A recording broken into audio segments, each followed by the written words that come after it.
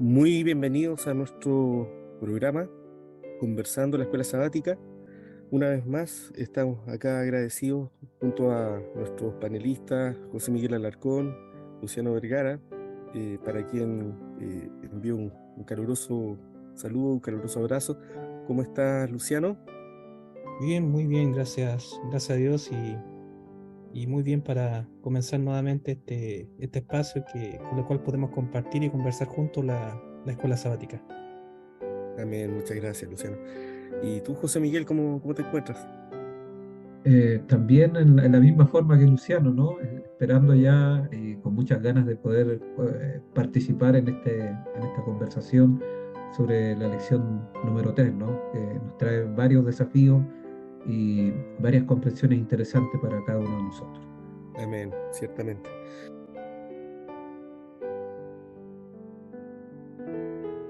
Bien, José Miguel, me gustaría, si tú puedes tener la oración inicial. Bien, vamos a orar. Nuestro Padre que está en los cielos, agradecemos porque nos permite estudiar estas verdades para el tiempo en que estamos viviendo. De manera especial rogamos que tu Santo Espíritu nos pueda dirigir en todo lo que vamos a ver, vamos a analizar con respecto a esta tercera lección. Quédate con nosotros y con tu Santo Espíritu. En nombre de Jesús. Amén. Amén. Bien, la lección número 3 lleva por título El Evangelio Eterno, un interesante título que para nosotros como adventistas también es muy relevante. Esta lección es para el día 15 de abril de este año y tiene una serie de conceptos que yo creo que como adventistas toca lo más profundo de nuestro ADN, ciertamente. Parte, yo creo acá por comentar, digamos, y aquí vamos a ir desarrollando, por identificar la naturaleza profética de nuestro pueblo. Yo creo que este es un aspecto muy importante que es necesario desarrollar, que es necesario destacar, porque conecta el Evangelio eterno con un mensaje distintivo para nuestro pueblo. El día viernes hay una pregunta para dialogar que aparece, donde aparece una cita, que yo creo que es crucial. Me gustaría introducir el tema de hoy con esta cita, porque en lo personal, cuando uno como adventista hace esta conexión, en realidad no la olvida más.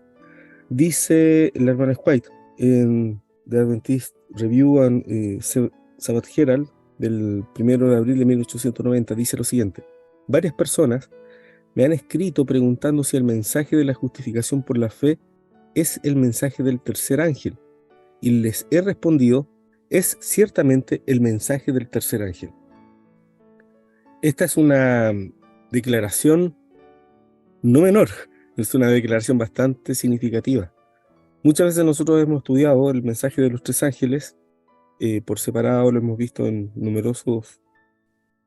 desde numerosas perspectivas, pero teniendo como centro que el mensaje de la justificación por la fe es el mensaje del tercer ángel, o de los tres ángeles, ¿no es cierto? Porque evidentemente entendemos que el mensaje de los tres ángeles comprende, o del tercer ángel comprende los dos primeros. Indudablemente hay una relación significativa en ello. Y me gustaría preguntarles, Luciano, ¿cómo lo ves tú, digamos? ¿Cómo percibes esta identidad profética que los adventistas tenemos en relación justamente a esta declaración que acabamos de leer?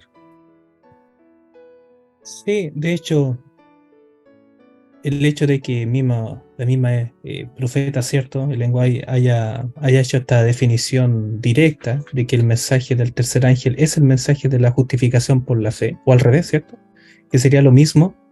Entonces coloca el mensaje de la justificación por la fe como la clave de la verdad presente para comprender justamente el mensaje mayor de la justificación por la fe, no como meramente una relación en términos colaterales entre uno y otros, sino como la revelación definitiva del mensaje para nuestros tiempos. El mensaje de los tres ángeles entonces se convierte como la comprensión y el motivo de predicación en base a su contenido para dar al mundo lo que es el mensaje de la buena nueva del Evangelio. En base a estos tres mensajes distintivos, del cual podemos decir que el hecho mismo de que se le coloque el concepto distintivo, de hecho el autor mismo del folleto de Escuela Sabática dice que a través del mensaje de los tres ángeles adquirimos, ¿cierto?, un mensaje distintivo. Entonces lo hace distinto, no solamente al mensaje general del mundo cristiano actual, ¿cierto? General, sino el de generaciones anteriores, con una comprensión, digamos, renovada, completa, con respecto al mensaje divino, por lo cual yo creo que algo que podemos tener la oportunidad en este momento, ¿cierto? En esta conversación, es ver esos puntos que hacen distintivo el mensaje particular del remanente de los últimos tiempos, Daniel. Muy cierto. Muchas gracias por ese comentario. En realidad, como tú bien dices, aquí hay un aspecto que para nosotros es fundamental. Y a mí me ha llevado en lo personal a reflexionar. Y gran parte de la tibieza espiritual que los adventistas sabemos que tenemos, digamos, lo hemos asumido como algo normal, lo hemos normalizado. Sin embargo, esto obedece a un desconocimiento de lo que realmente el adventismo significa para nosotros mismos y lo que debe significar para el mundo. Si no conocemos nuestro llamamiento profético ni nuestro mensaje, eso indudablemente afecta nuestra identidad y el cumplimiento de nuestra misión. Hay una cita en nuestra elevada vocación, la página 334, donde la hermana White describe, dice: necesitamos conocer por qué somos adventistas y qué razón tenemos para salir del mundo como un pueblo separado y diferente. Yo creo que este es un punto también que merece conversarse, José Miguel, porque como lo hemos comentado en lecciones anteriores, en los repasos anteriores, nosotros estamos llamados a ser un pueblo diferente, y eso nos habla de alguna forma de un mensaje, o esta parte distintiva, digamos, que nos distingue, valga la redundancia, no solamente respecto a otras denominaciones, sino también respecto a lo que han pasado o lo que han vivido generaciones anteriores. ¿Cómo podrías desarrollar mejor ese aspecto, José Miguel? Bueno, Daniel, acá hay un aspecto importante. Uno podría preguntarse, ¿no? El mensaje de los tres ángeles fue predicado por Pablo, fue anunciado por Moisés en el monte Sinaí, lo predicaron así con claridad los profetas, incluyendo Daniel. Bueno, si uno observa la escritura, el mensaje de los tres ángeles no está o no fue declarado por estos profetas, ¿no? Del Antiguo Testamento, incluyendo los apóstoles. Obviamente aparece por Juan, pero hacia el futuro, obviamente, porque Juan tampoco entendió ni predicó el mensaje. Me refiero a quien escribió el libro Apocalipsis, no predicó el mensaje de los tres ángeles.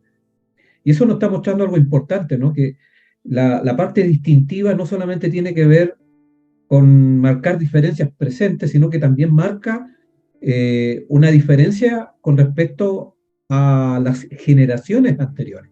Hay una cita del Conflicto de los Siglos, bueno, hay varias citas al respecto que nos pueden clarificar, pero por tiempo voy a dejar esta cita que está en el Conflicto de los Siglos, la página 133, dice: había una verdad presente o de actualidad en los días de Lutero, una verdad que en aquel tiempo revestía especial importancia. Y así hay ahora una verdad de actualidad para la Iglesia en nuestros días. Al Señor, que hace todas las cosas de acuerdo con su voluntad, le ha agradado colocar a los hombres en diversas condiciones y encomendarles deberes particulares, propios del tiempo en que viven y según las circunstancias en que estén rodeados. Si ellos aprecian la luz que les ha dado, obtendrán más amplia percepción de la verdad.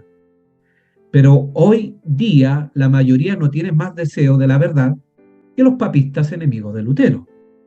Existe hoy la misma disposición que antaño para aceptar teorías y tradiciones de los hombres antes que la palabra de Dios. Y los que esparcen hoy este conocimiento de la verdad no deben esperar encontrar más aceptación que la que tuvieron los primeros reformadores. El gran conflicto entre la verdad y la mentira, entre Cristo y Satanás, irá, y esto es un aspecto importante acá, aumentando en intensidad a medida que se acerque el fin de la historia de este mundo. El mensaje de los tres ángeles es justamente un mensaje especial para el tiempo en que Dios levanta su remanente final. Apocalipsis capítulo 12, versículo 17, Apocalipsis 14, 12, bueno, y otros textos más que sitúan, bueno, el mismo Apocalipsis capítulo 10, versículo 7, podemos encontrar, y versículo 11, donde se coloca el contexto del surgimiento del movimiento adventista, del remanente final, de la última generación, con un mensaje intensificado, ¿no? El Evangelio y la gracia intensificada, porque obviamente entra en el fin del tiempo, un momento particular, donde nuevos deberes, como dice acá, nuevos encargos, se le entrega al pueblo de Dios, porque los desafíos en este sentido son distintos. Y eso tiene que ver con los conceptos de la verdad progresiva, pero revelada, no cultural. Existen algunos que tienen una comprensión de la verdad progresiva de acuerdo a la cultura, que los signos de los tiempos culturales, contextuales, históricos determinan la verdad. Eso no es bíblico. La verdad progresiva tiene que ver con lo que la revelación ha ido entregando a través del tiempo a su pueblo fiel. Y nosotros como pueblo adventista hemos recibido también, aparte de la revelación bíblica, hemos recibido la revelación en los testimonios. Y en los testimonios claramente se hace una intensificación de la gracia, una intensificación de la verdad, y eso es el Evangelio eterno, pero el Evangelio eterno en este caso con una corrección y con un adicional que no tenían las generaciones anteriores, el mensaje de los tres ángeles. Interesante lo que comentas, porque precisamente al ver el desarrollo de la historia, conectando obviamente todos estos conceptos con lo que ya hemos visto en las lecciones pasadas en relación al gran conflicto, hay no solamente hay una comprensión que va creciendo a través del tiempo, sino que también hay una intensificación de la gracia divina. La Biblia describe ciertamente que donde abundó el pecado, sobreabundó la gracia. Y esto siempre me ha hecho sentido en relación a que, sin duda alguna, el ser humano ha ido decreciendo, ha ido involucionando, ha ido deteriorándose cada vez más. Es innegable que nosotros pertenecemos somos comparativamente, hablando con generaciones pasadas, la raza más débil o la generación más débil, más degradada, más deteriorada que todas las generaciones que vinieron antes que nosotros. Por lo tanto, la manifestación, la revelación de la gracia divina se podrá apreciar aún más fuerte, más intensa que en generaciones pasadas, precisamente porque la necesidad es mucho más grande.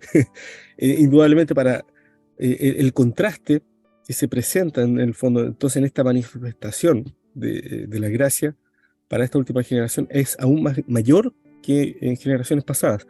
Y cuando tú leías esta cita del conflicto de los siglos, yo creo que hay un aspecto que conviene resaltar, porque estamos uniéndolo, atando los cabos, ¿no es cierto?, uniendo los puntos, y nos damos cuenta de que el mensaje de la justificación por la fe ha ido evolucionando también a través del tiempo en las últimas generaciones. Si tomamos desde el momento del aporte de los reformadores, que por supuesto la hermana White siempre destaca, llegamos a que el pueblo adventista tiene una comprensión superior que los mismos reformadores no tenían. Y esta comprensión tiene que ver, como ya lo hemos visto en la lección 2 y 3, o sea, 2 y 1, pero particularmente la lección 1, que hablaba de lo que está en juego en el gran conflicto, que tiene que ver con la vindicación del honor de Dios, la vindicación de la ley divina, que es un reflejo del carácter de Dios. Indudablemente la comprensión misma de la ley tiene que ser el punto crucial. Hay una cita en el mismo conflicto de los siglos que aparece en la página 22, dice lo siguiente: dirigiendo Jesús sus miradas hasta la última generación, vio al mundo envuelto en un engaño semejante al que causó la destrucción de Jerusalén. El gran pecado de los judíos consistió en que rechazaron a Cristo. El gran pecado del mundo cristiano iba a consistir en que rechazaría la ley de Dios, que es el fundamento de su gobierno en el cielo y en la tierra. Tremenda cita. Yo pienso que al entender entonces estas citas que hemos estado viendo, y que la comprensión de la justificación por la fe pone nuevamente en el lugar que le corresponde a la ley de Dios, ¿de qué manera entonces nosotros deberíamos entender la manera en que actúa la gracia? de qué manera deberíamos entender el concepto mismo de la gracia. La gracia es simplemente el perdón de nuestros pecados, o tiene que ver con un poder que habilita al cristiano. ¿Cómo lo ven ustedes, Luciano? Me gustaría saber ahí Sí, tu opinión. sí, de hecho, justo antes de grabar esta conversación estábamos comentando una porción del folleto que está en el día domingo, ¿cierto? El tercer párrafo al final, cuando dice la siguiente frase. Es decir, en Cristo nos libramos del castigo y el poder del pecado, y un día pronto nos libraremos de la presencia del pecado. Es interesante porque aquí el autor reconoce ciertos grados de influencia del pecado y por lo cual Cristo vino, ¿cierto? Obra hoy día en el presente y obrará cuando venga por segunda vez. Al respecto, nosotros nos encontramos con muchos textos que nos hablan justamente de cómo aborda Dios el problema del pecado, ¿cierto? Tanto para solucionar el tema de la condenación para vida eterna, su influencia actual como poder, digamos, esclavizante, y también su presencia. Al respecto encontramos, por ejemplo, en Romanos, que hemos citado, ¿cierto? Capítulo 6, versos 17 y 18, cuando dice, pero gracias a Dios que aunque erais esclavos del pecado, entonces permítame la pausa ahí solamente para hacer el punto con respecto al tema de Romanos 6 en particular, cuando ya supera el concepto de la condenación, ahora él habla en términos de esclavitud, de poder sobre el hombre que ha sido ciertamente sujeto a su poder, que en Cristo puede llegar a ser cierto libre a causa del poder de Cristo. Cuando dice, pero gracias a Dios que aunque erais en términos pasados, esclavos del pecado, habéis obedecido de corazón a aquella forma de doctrina a la cual fuisteis entregados. Y libertados del pecado vinisteis a ser siervos de la justicia. Entonces, el hombre que ha sido librado de la condenación, ¿cierto? Del pecado, acto mismo, es librado también de la influencia esclavizadora del pecado y pasar de ser un esclavo, ¿cierto? De Satanás prácticamente, ¿cierto? Según lo que vemos en otras citas también, porque aquel que comete pecado se hace hijo también o esclavo de aquel que lo originó, que es Satanás. Pasa a ser de ser hijo del pecado o esclavo del pecado a ser siervo de la justicia. No solamente un mero cambio de estatus, sino un cambio de posesionamiento real en la vida del creyente, ¿cierto? De aquel que lo acepta por fe. Al respecto, Pablo aquí no parece, y permitan el comentario aquí, no parece complicarse con conceptos vanos de esclavitud, de acuerdo a la tradición o la forma de esclavitud del Imperio Romano, en el cual llevaban ciertas marcas que llevaban de por vida, o el tipo de la concepción de esclavitud de acuerdo a las leyes hebreas. Ustedes saben bien que un esclavo en los tiempos hebreos era, eh, además de ser muy distinto con respecto a su trato, sino también que después de determinado tiempo quedaba completamente roto todo tipo de ligadura y pasaba a ser un hombre completamente libre con ciertas condiciones de tiempo, ¿no es cierto? Que eso se ve en la antigüedad. No parece importarle al apóstol Pablo hacer esas definiciones. Lo que nos interesa a nosotros, lo que está diciendo en forma explícita aquí en Romanos, que un hombre pasa a ser completamente libre de la influencia esclavizadora del pecado a vivir una vida de libertad, pero sujeto ahora para ser siervo de la justicia que se halla en Cristo. Al respecto entonces, y por último, podemos ver nosotros en el comentario que hace aquí el autor del folleto, que Cristo en el futuro nos va a liberar de la presencia. Esa es la pregunta entonces, ¿de qué presencia nosotros estamos hablando? Si hemos sido, por la gracia de Cristo, libertados de la influencia esclavizadora del pecado, pero sin embargo, está el pecado presente. Nosotros encontramos respuesta, por ejemplo, y para terminar, ustedes se recordarán lo que dice, me parece que Romanos capítulo 5, versículo 1, ¿cierto? Romanos 5, 1, que no es el verso 1, es el verso 12, cuando dice, por tanto, como el pecado entró ¿dónde? En el mundo por un hombre. Algunos malamente interpretan que lo que está hablando aquí con respecto al pecado de Adán es que el pecado entró en el hombre. Aquí dice que entró en el mundo.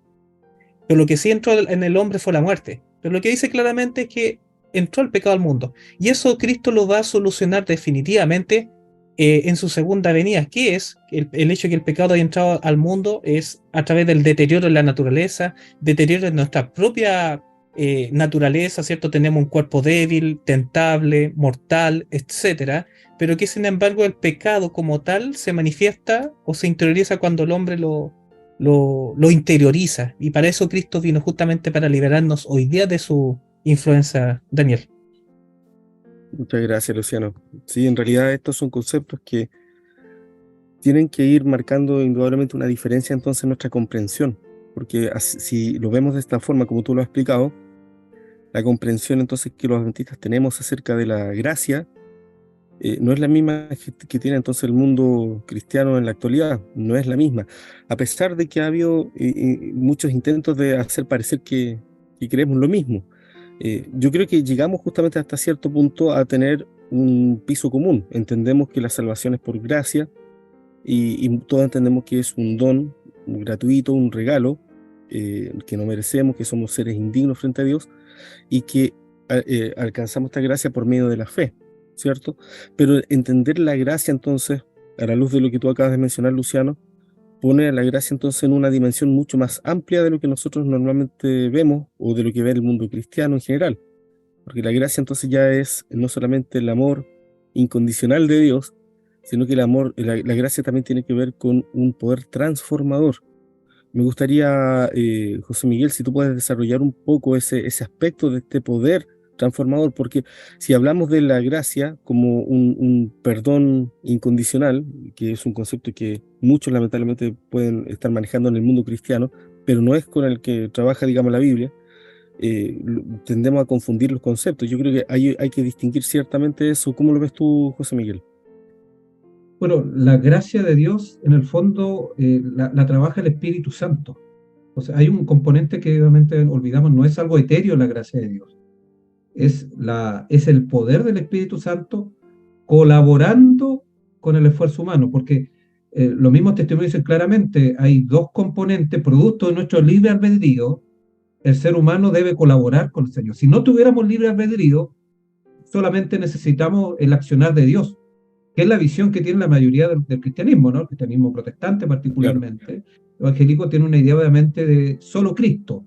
El ser humano está imposibilitado de colaborar porque ellos tienen la concepción de un libre albedrío simplemente totalmente destruido, ¿no? Una naturaleza totalmente corrupta y por lo tanto, digamos, un pecado que se instala, como hablaba anteriormente Luciano, como una entidad, no como una transgresión de la ley, como dice la escritura. Entonces son visiones distintas que alteran la comprensión de la gracia. Entonces la gracia o el concepto de la gracia depende mucho del concepto que tú tengas de la naturaleza humana, del concepto del pecado. Si no se tiene claro ese punto, vamos a tener la gracia como una gracia barata. Una gracia, digamos, donde el ser humano no colabora, porque obviamente no puede colaborar si tenemos un concepto del libre albedrío alterado.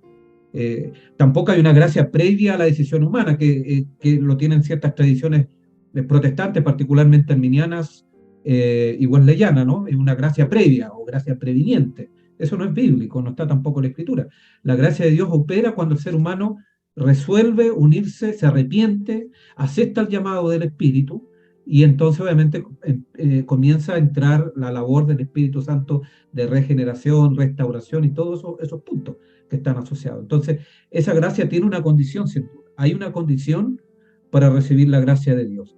Y esa gracia de Dios la opera y la ejecuta acá el Espíritu Santo, porque Él nos convence de pecado, de justicia y de juicio. Sin el Espíritu Santo sería imposible hacer efectivo el sacrificio de Cristo. Por eso es importante. Entonces cuando hablamos de gracia, tenemos que inevitablemente, bíblicamente, asociarlo con el Espíritu Santo. Y si lo asociamos, vamos a tener una comprensión no gelatinosa, etérea de la gracia, ¿no? Como sin una responsabilidad, sin una colaboración de parte del ser humano. De paso, la colaboración no es sinónimo de poder y mérito, ¿eh? La colaboración no tiene nada que ver con mérito, tiene que ver con el esfuerzo humano. El juez lo explica muy bien, el hombre entra en un plan de adición a través de la colaboración, pero el Espíritu de Dios, Dios mismo es el que multiplica, que es el plan de la multiplicación. Nosotros no podemos multiplicar, no tenemos poder. El poder es de Dios, pero el esfuerzo le corresponde a cada uno de nosotros. Entonces, la gracia debe operar justamente en esta relación cooperativa, en esta sinergia. Solo así entonces va a ser efectiva, solamente así la gracia de Dios va a operar, digamos, de manera justa, ¿no?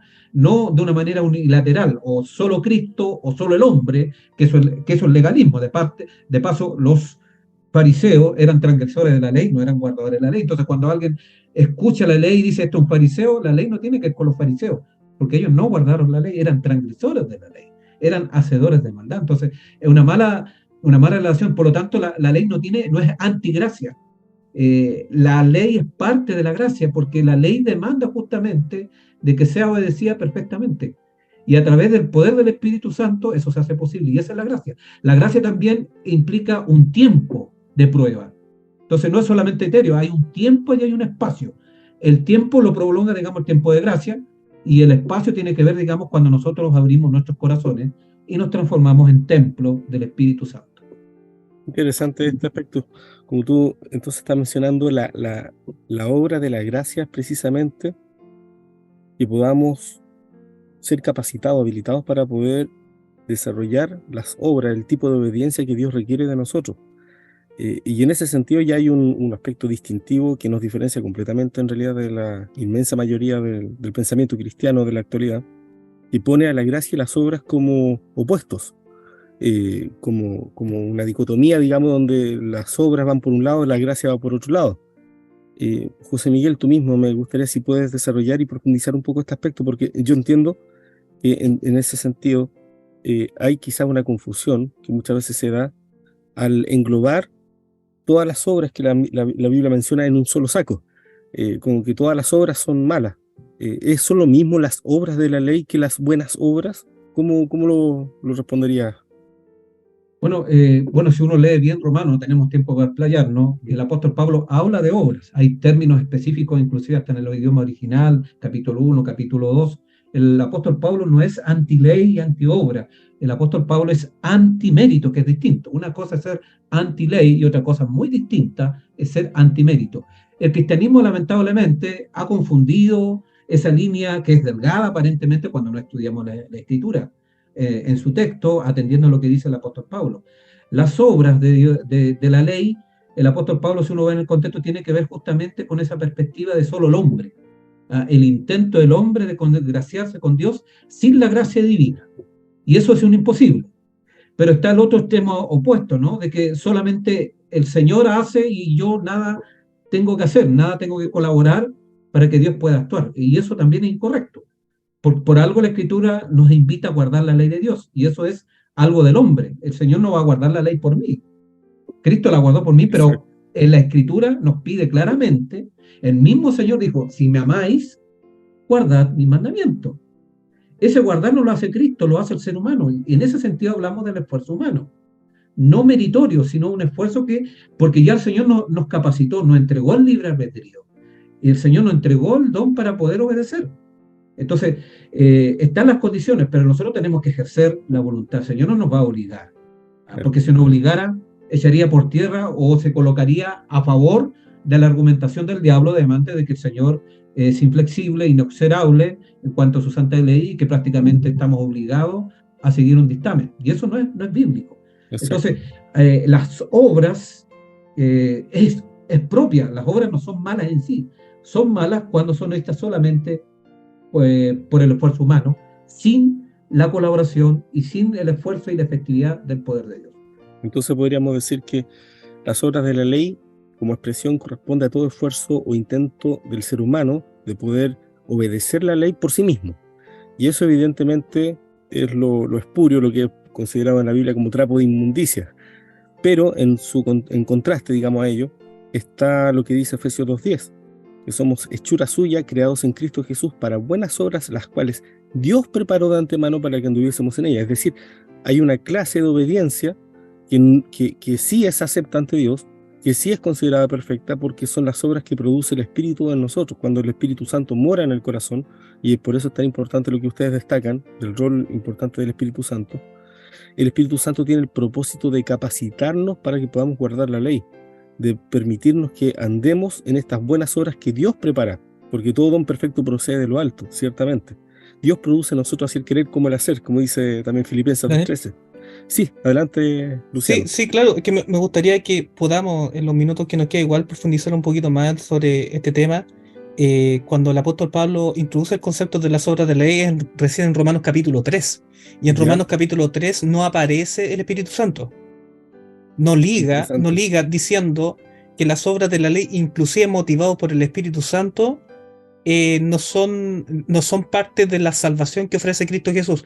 Eso es totalmente inconfundible en las palabras del apóstol Pablo. Nunca hace una expresión que puede provocar algún tipo de equívoco con respecto a la relación entre la obra de la ley y la obra del Espíritu Santo.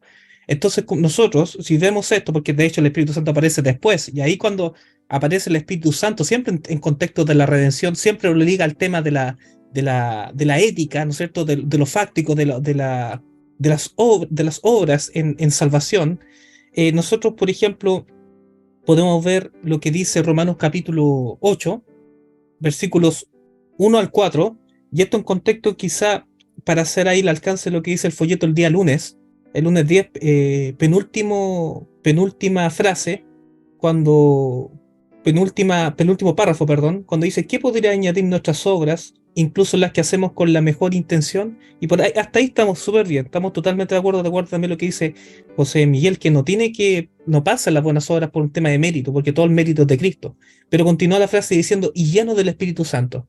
Cuando vemos nosotros que la Escritura en ningún momento tiene ese complejo, ¿cierto?, de involucrar al Espíritu Santo en el tema de las obras, pero que sin embargo, en Romanos capítulo 8, versículo 1 al 4, que nos dice, ahora pues, ninguna condenación hay para los que están en Cristo Jesús, los que no andan conforme a la carne, ¿y qué dice? Sino conforme al Espíritu. Espíritu. Exacto. Entonces, para que no haya ninguna condenación, aquí es claro que los que están en Cristo Jesús no hay ninguna condenación, es necesario que el hombre, la mujer, esté no conforme a la carne, sino conforme al Espíritu, con mayúscula, hablando del Espíritu Santo.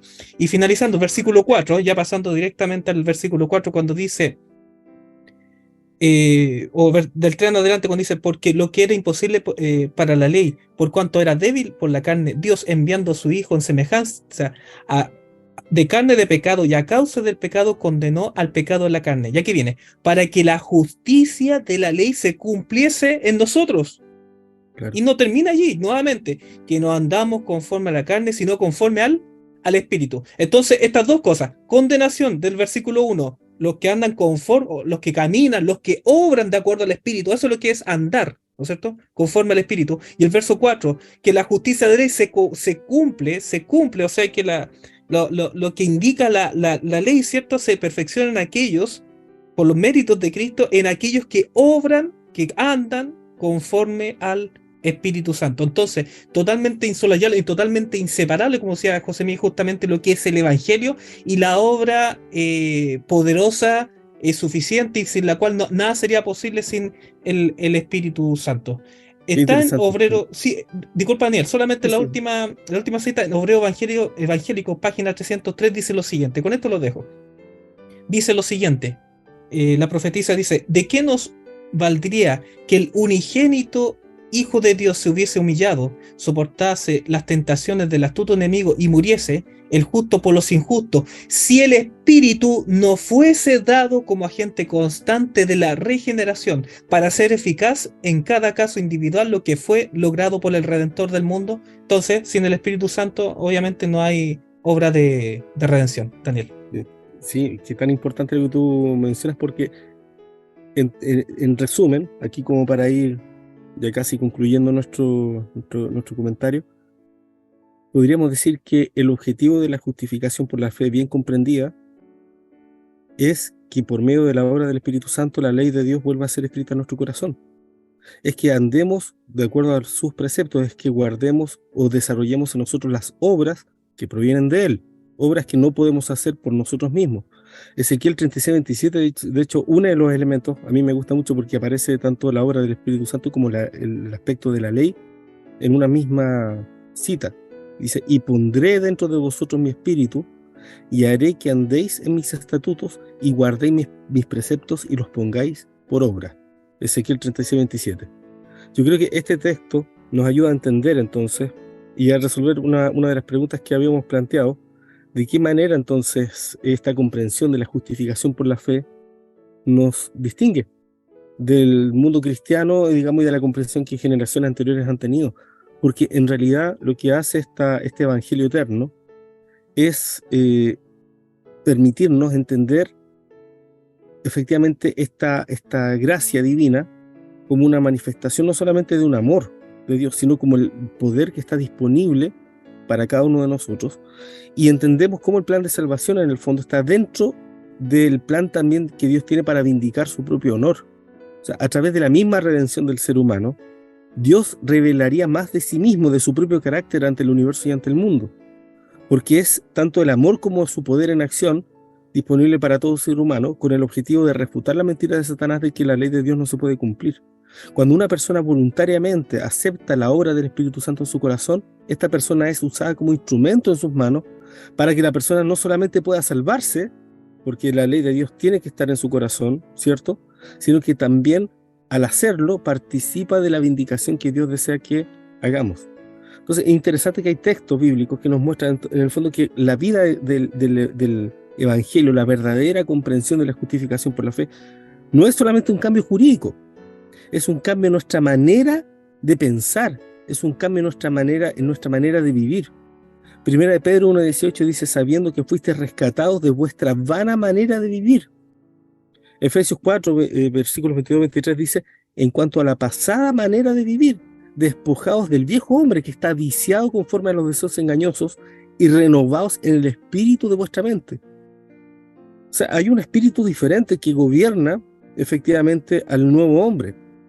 Romanos 6:6, que también hicieron mención, ¿no es cierto? Sabiendo esto, que nuestro viejo hombre fue crucificado juntamente con él, para que el cuerpo del pecado sea destruido a fin de que no sirvamos más al pecado. Entonces, cuando nosotros miramos estos textos y haciendo relación con todos los elementos que ustedes también han mencionado, llegamos entonces a que la naturaleza, la comprensión de la justificación por la fe que distingue el adventismo es realmente notoriamente diferente a lo que hoy en día comprende la mayor parte de la cristiandad y de lo que han comprendido otras generaciones. Para ir entonces concluyendo ya, y finalizando, digamos, ¿de qué manera? Y esto me gustaría también, José Miguel, si lo puedes explicar en pocas palabras, ¿cómo se relaciona entonces la Gran Comisión con nosotros? Porque la Gran Comisión es algo que toda la cristiandad asume como un desafío personal. Pero ¿será que el Evangelio se cumplirá solamente con que la última persona que habita este mundo escuche de Cristo? ¿O será que se requiere que algo más, digamos, del Evangelio? Hay un componente adicional que hace que la última persona sea testigo de la gracia de Cristo. ¿Qué significa en el fondo que el Evangelio sea para testimonio a todas las naciones? Bueno, acá está asociado esto, Daniel, también con Hechos de los Apóstoles 1:8, ¿no? Y recibiréis poder cuando haya venido sobre vosotros el Espíritu Santo, y me seréis testigos. Ahora, si entendemos claramente el tema del gran conflicto, vamos a entender que somos testigos no solamente acá en esta tierra, sino ante el universo, porque el carácter de Dios ha sido cuestionado y su santa ley. De manera entonces que en la gran comisión está asociada justamente a estos elementos. No es solamente llevar un panfleto, no es solamente hacer un impacto social, o intervenir en algún barrio, que pueden tener un grado de utilidad, pero no, la gran demostración testimonial tiene que ver justamente con la vida transformada del pueblo de Dios. Eso es lo que va a generar justamente la Gran Comisión, su poder. Ahora, la Gran Comisión está asociada también con el tiempo en que está viviendo. Cada cual fue cumpliendo la misión y dio testimonio de acuerdo a la verdad que iba. Por eso lo anterior, el comentario anterior es muy importante. Cada generación tuvo una comprensión específica en cuanto a su misión, pero siempre estuvo asociada, obviamente, con la vida propia, ¿no? Fue un testimonio relacionado con la transformación, con la demostración ante el mundo del poder de Dios que puede cambiar a una persona de pecador a justo. Y eso siempre ha estado así, tanto en el Antiguo, Nuevo Testamento, en el cristianismo, en el desarrollo, se ha visto justamente esa conexión concreta, así que no es solamente hablar, es justamente demostrar ante el mundo lo que hace el poder regenerador del Espíritu Santo. Y eso convierte. El testimonio de una vida transformada es un poder prácticamente que irresistible a aquellos que son sinceros de corazón. Como pueblo de Dios, ya yendo a nuestra aplicación como pueblo adventista, el Señor igual obviamente nos dio una comisión, y esa comisión está expresada con mayor claridad que las generaciones anteriores a través del mensaje de los tres ángeles, a través justamente del paso de Cristo del lugar santo al lugar santísimo. La ley de Dios resplandece como nunca. La comprensión entonces que tenemos de la ley de Dios a la luz del santuario es como nunca dentro de este gran conflicto. Y como pueblo entonces tenemos que levantar alto, o sea, la misión. Si ocultamos la ley de Dios, si ocultamos lo que el Señor ha entregado para el pueblo de Dios, los pilares que Dios nos dejó, no estamos cumpliendo la misión. Entonces es un aspecto muy importante. Podemos decir que somos guardadores del sábado, pero si no marcamos una distinción de lo que significa guardar el sábado, no estamos cumpliendo la misión. Entonces no se trata solamente de abrir misiones, no se trata solamente de dar estudios bíblicos, implica algo mucho más profundo. Y creo que los elementos que comentamos anteriormente, si lo entendemos con claridad, van a afectar nuestra comprensión y van a condicionar nuestra manera de hacer misión como iglesia. Amén. Bueno, el tiempo se ha acabado. Agradecemos la participación, obviamente, y solamente concluir entonces con una idea, un concepto de que toda esta ciencia de la justificación, el conocimiento de la justificación por la fe, consiste entonces en aprender a trabajar con el poder de Dios. Nos muestra, ¿no es cierto?, que el propósito de la vida cristiana es descubrir la voluntad de Dios y ser instrumento en sus manos. La comprensión de nuestras reales limitaciones y capacidades, así como la comprensión de las reales limitaciones y capacidades de Dios, son vitales para entender de qué manera somos salvos y de qué manera vencemos.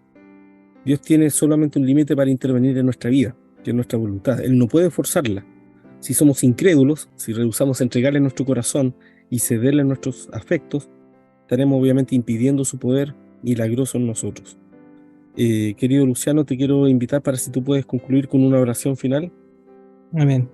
Oremos. Gracias, querido Padre, bendito Dios, por este precioso mensaje que encontramos en su bendita palabra. Rogamos, Dios bendito, por su Santo Espíritu. Sabemos que es el agente activo que hace eficaz lo que hizo Cristo Jesús por nosotros en el Calvario, y que hoy día en nuestro presente trabaja limpiando, purificando, poniéndonos en la condición delante de usted, Señor, por su poder y mérito. Gracias, querido Padre, por su mensaje, y abrazamos también su palabra cuando dice que cuando he de predicarse este evangelio del reino en todo el mundo para testimonio a todas las naciones, y entonces vendrá el fin. Rogamos, Dios querido, para que usted nos utilice, como decía José Miguel, lo que significa dar testimonio, que el evangelio en mi entorno pueda ser evidente, Dios querido, para honrarle a usted, Señor. Gracias, querido Padre, rogamos su bendición en el nombre de nuestro Señor Jesús. Amén.